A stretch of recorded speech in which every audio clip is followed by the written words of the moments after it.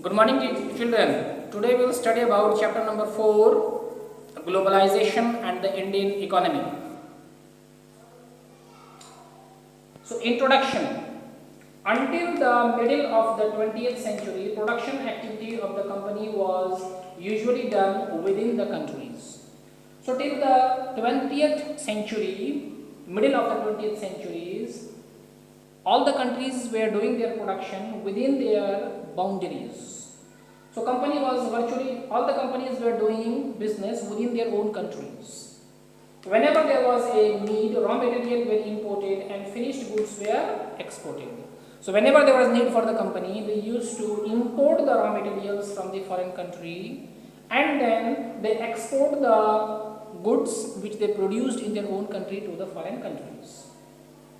After this period, large companies called multinational corporations emerged on the scene. But after this, MNCs, which are known as multinational corporation, emerged in the scene. Then what happened? An MNC is a company that owns or controls production in more than one nation.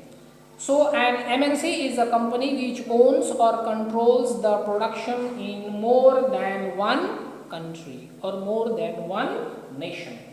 MNCs set up offices and factories for production in region where they can get cheap labor or raw materials or close to the important market.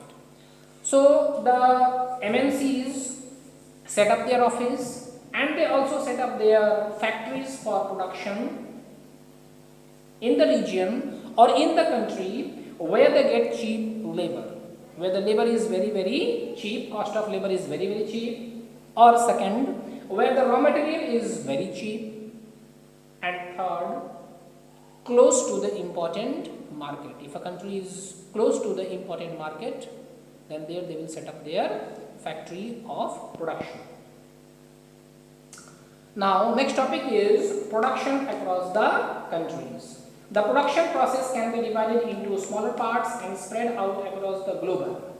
So the production process of the MNCs is divided into small parts and then that small part is spread out across the countries or across the globe. Now for example, China provides the advantage of being a cheap manufacturing location.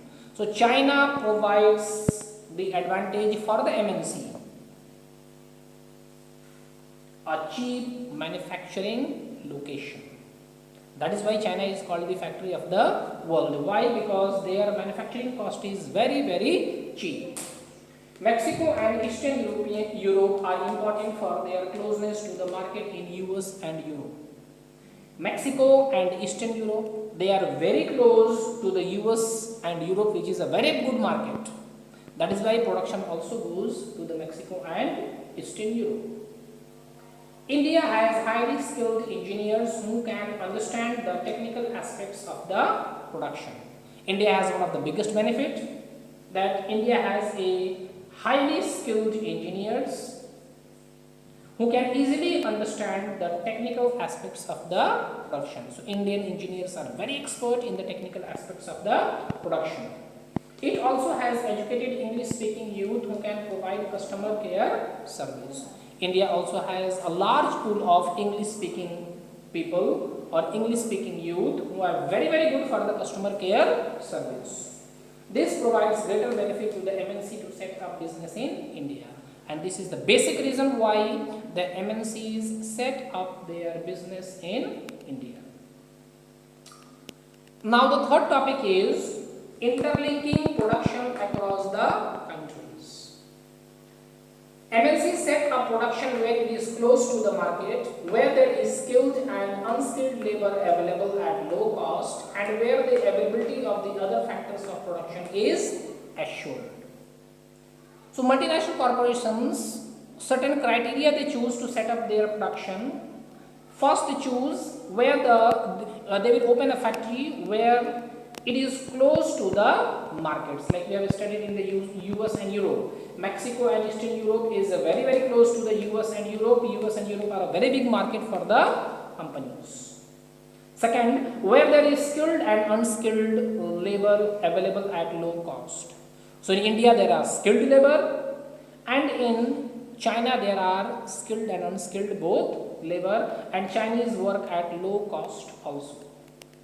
Third, they choose where the availability of other factors of production is assured. So where they have been assured that other factors of production will be available to them. Second, MNCs also look for government policies that take care of their interest. So the MNCs also see the government policy of that country, and that government policy should benefit the multinational corporations.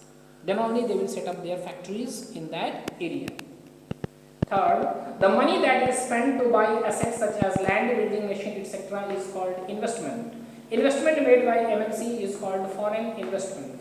Any investment is made with the hope that these assets will earn profit.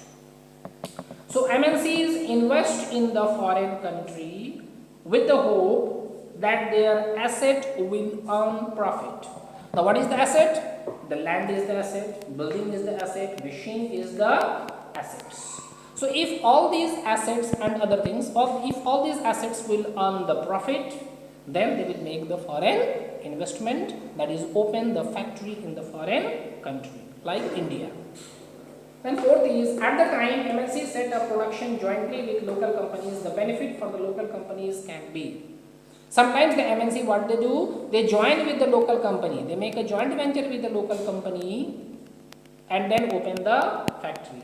Then the local company also has some benefit. So what are the benefits? The first is, MNC can provide money for additional investment, like buying new machines for faster production. So first benefit for the local company is MNCs provide money for additional investment, that is for buying the machines and other things for the faster production. Second benefit which the local company get is, MNCs might bring with them the latest technology for production. MNC also bring the latest technology for the production, and it is very beneficial for the local companies. We'll continue the next video. Thank you.